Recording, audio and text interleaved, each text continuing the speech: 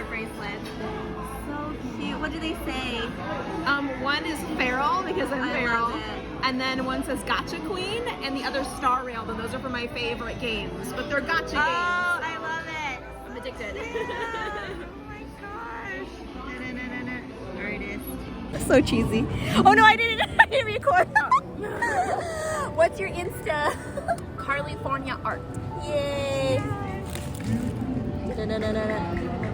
Anyway, yeah, so I've been watching like a ton of fashion documentaries and like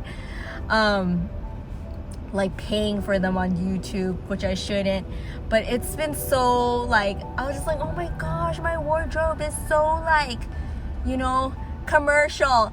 I'm just like so inspired because I was watching one called Margiela, like in his own words, and then so his style is like really like you know, let's like deconstruct fashion. So like all his like sleeves are like, you know, just plastic wrap, or like Maison Margiela, the label is like just like 4 stitches, you know, at the top and at the bottom, you know.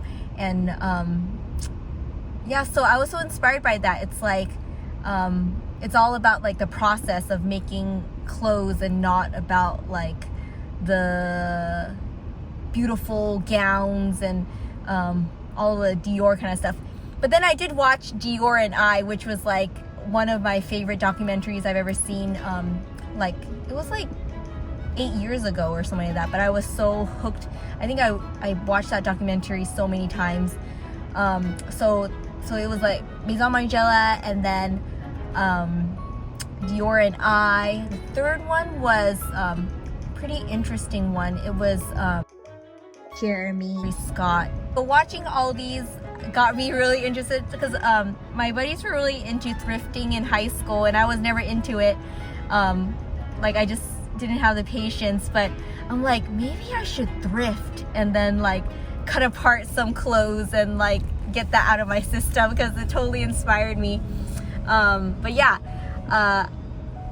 just like thinking of these designers in these like ateliers like in France and in Belgium, like I was just like, wow, they're so like honed in on their craft. Like every day for them is like a different way to express themselves creatively in what they wear, and they do like so many collections per year. It's just so inspiring watching that kind of stuff, you know. So yeah, thrifting maybe tomorrow. We'll see. Yeah, I don't have that talent, but we'll see.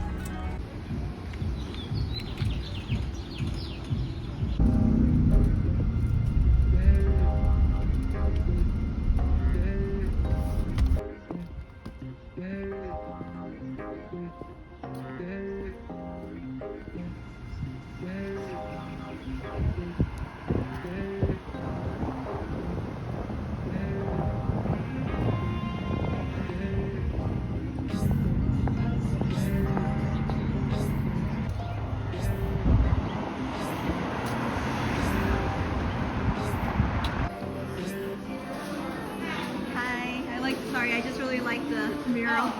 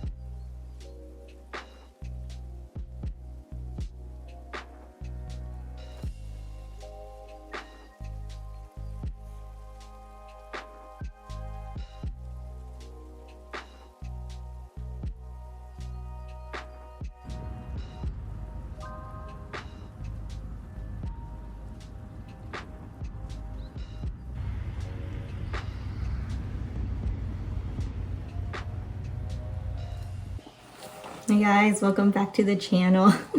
This feels like I'm really trying now because actually I have like a spotlight, but it's actually because the ceiling light is like broken. The other ceiling light, not this one. But anyway, yeah, I want to show you the book of the week, which is Giselle Bundchen's Nourish cookbook. I really like her story. It's like I totally relate, like other than the fact that I'm not an international model and I don't go to like country to country like every week. Her story, like of her 20s, I feel is very similar to me. Like she had like a lot of like anxiety attacks, and it was because of her diet. She said she'd like wake up and like drink coffee, and then to calm down she'd smoke a cigarette for breakfast, and then for lunch like she probably did the same thing, and then dinner was like at midnight with pizza. And like save like the cigarette and like modeling, I feel like that was probably my life in my 20s. So I really like her writing and her advice, you know, on diet and lifestyle. Like she does a lot of yoga, a lot of meditation, and also it's funny because she says a ton of things that I asked my family. I'm like, did you know you can like scrape your tongue every morning and that's like good for you? And then like everybody does it except for me, and I'm just like, why didn't anyone tell me? Like, are these just like natural instincts? Like and then my mom should be like, I tell you these things all the time, but you don't listen to me, you just like listen to a model. So that's probably true. So she has a lot of like good, you know, like advice from her grandmother, who just used food as medicine. Like let your food be thy medicine, that kind of idea. So it healed her anxiety, and she kind of just cold turkey cut coffee, cut sugar, cut smoking, alcohol. I don't know about alcohol, but yeah, she talks about all her health journey, which maybe like took a year for her to like recalibrate her whole body, but she always just focuses on the result of having calmness as like the ultimate reward. So yeah, and she has like a lot of like nice pictures of her food and like of her and her children, and they're just like so beautiful. So anyway, yeah, so today we're gonna do blender banana bread. I got negative feedback, sorry Mr. R, for putting sprinkles on banana bread. So don't worry, Giselle does not eat sugar, so there will not be sprinkles in this banana bread. So we're gonna start with half cup of, let's see, coconut oil. So I have that in my blender already. And then 3 large bananas. But actually, let me start with basics. Preheated the oven, 350. Let's see, brush 2 4.5 inch. Oh, I see. Okay, let me do the pans really quick. Yeah, so I was reading the LA Times this morning, and it's just really sad. Like I saw there was this lady that she's like a grandmother and mother and has like family in Nicaragua, and she was just stabbed like on the train by like someone that's like mentally ill, and then she like stumbled out of the train, I think around Studio City, and like the security guard like tried to hold her hand and help her, but she like passed away in the hospital. And then yeah, I was just like, because like I talked to my cousin about it, and like she's like, yeah, the trains now are like different. Like I used to ride the metro a lot, like 2008-ish, and like it was already kind of weird, but like you won't like, it wasn't like crazy, you know, like, but now it's like almost like 50% of the people are like mentally ill, and they're using the trains as like just a place to stay. And yeah, like I remember going like, yeah, like 15 years ago, it'd be like you go on the green. I was like on like the green or the blue line, like Long Beach or something like that, and like like this guy like plops up, and it was at night, so it wasn't that great, but this guy just plops up next to me and was just like, yeah, I just like came out of prison. And I was just like, okay, I'll just like stare at the window and like not pretend I'm like psycho too, so like I don't get attacked. But yeah, like I guess this is like every day now, so be careful riding the trains. I just feel really sad for like the woman, because like she worked this like really low paying security guard job in LA, and then she was sending money back home like to Nicaragua, and I think she was like saving up money to go back to like very soon. So it was like just like a total tragedy what she went through, and yeah, it's just sad. Like okay, so I have let's see, parchment paper on my loaf pan. I'm going to just put a little coconut oil on the sides that don't have the parchment paper. So hopefully like you could have like 2 of these edges and you could just pluck it out. Let's see. Okay. And then, let's see. Okay, so I'm going to combine the wet ingredients in the blender first. You need 3 bananas and 3 large eggs. We got the 1/2 cup coconut oil, and then honey, 1/2 cup of honey, almond butter. Let me slow down. Okay, so I have 1/2 cup of raw honey. I read somewhere that raw honey has like more nutrition than regular honey, because it hasn't been like processed or something like that. So we're using raw honey, and it's going to be 1/2 cup. So far we've got the wet ingredients, most of them, and I'll put all this in like the YouTube description. Okay, next thing is 1 tablespoon of almond butter. I have Justin's. I've somehow lost all my like teaspoon, tablespoon things, so it's about that much for a tablespoon. And then, so yeah, all healthy ingredients. I think the one swap I don't have is like the gluten-free flour. And then let me do the dry ingredients.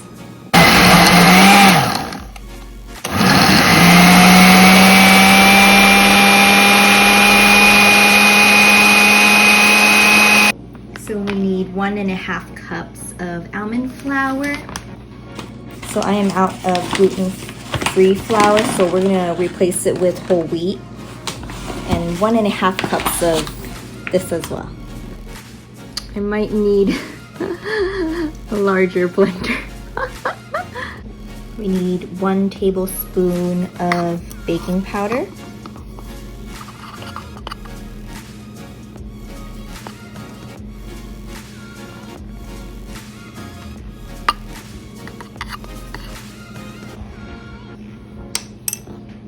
Three-fourths teaspoon of baking soda.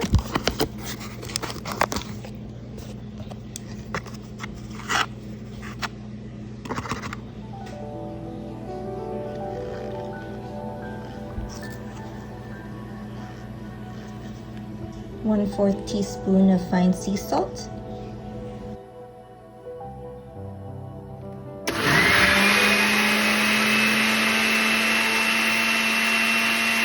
So we're gonna put this in the oven for 50 to 60 minutes.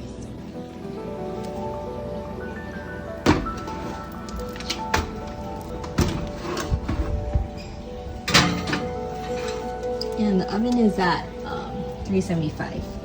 So, okay, we'll wait for 50, 60 minutes. So while that bakes, yeah, this is the lady that got stabbed let's see, Myrna Souza Arras was an immigrant with a goal. Despite the risks, she took public transit to save money. Yeah, so it's pretty sad. The mother of 3 and grandmother of 7 was stabbed on her way home from work. Yeah, pretty sad. Yay, it's done. A little more dark because I was on my headphones, but not too bad. Yeah, I'm gonna try it while it's like piping hot.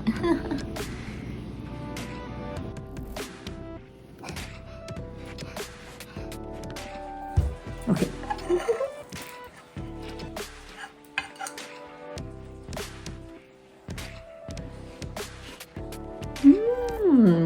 It's good. Really soft. The crust holds it together. Yum. Cool. I'll put the recipe in the description, all about the crust. Yum. There you go, Beep Beep.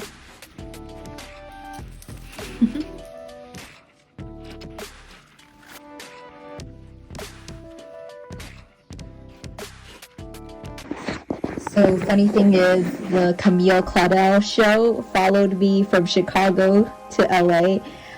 It is currently at the Getty, but I actually saw the same show in Chicago, and she's basically the mentee of the great sculptor Rodin, whom she had a pretty complicated relationship with because she was his lover, but also wanted to forge a style that was separate from him.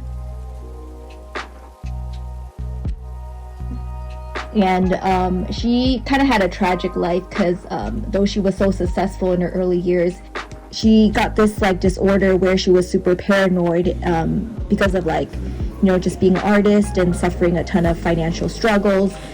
She was put into an institution for like the last 3 decades of her life. So pretty interesting person and artist.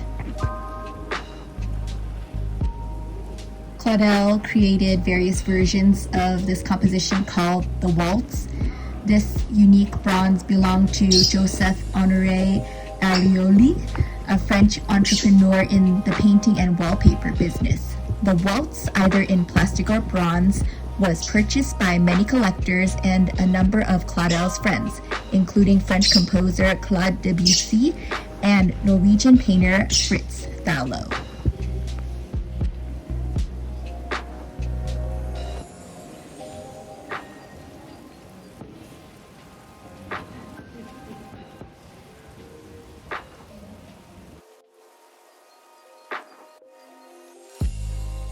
Claudel created The Age of Maturity, one of her most ambitious sculptures from 1890 to 1899.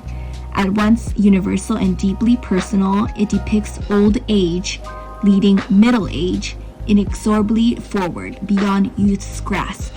Some viewers at the time may have associated the man with Rodin, the elderly woman with his long-term partner Rose Buret, and the kneeling girl with Claudel, which is his lover. Decades later, Paul Claudel identified the young figure as his sister. The plaster model, which is now lost, was a success when first exhibited in 1899, prompting one critic to declare, "We can no longer call Mademoiselle Claudel a student of Rodin. She is a rival."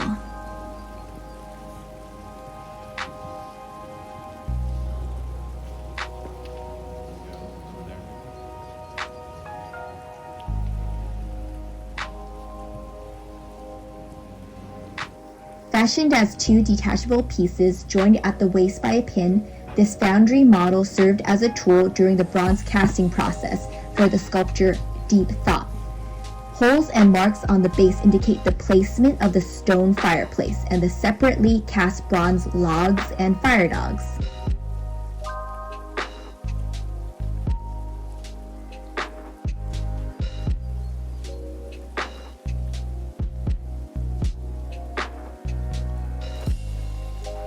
This sculpture is called the Chatterboxes. It was such a success that Claudel offered it to collectors in plaster, bronze, and stone. The vibrancy and sense of awe that emanate from the miniature group are striking. Wide-eyed and open-mouthed, their bodies straining, the figures convey rapt attention with extraordinary liveliness.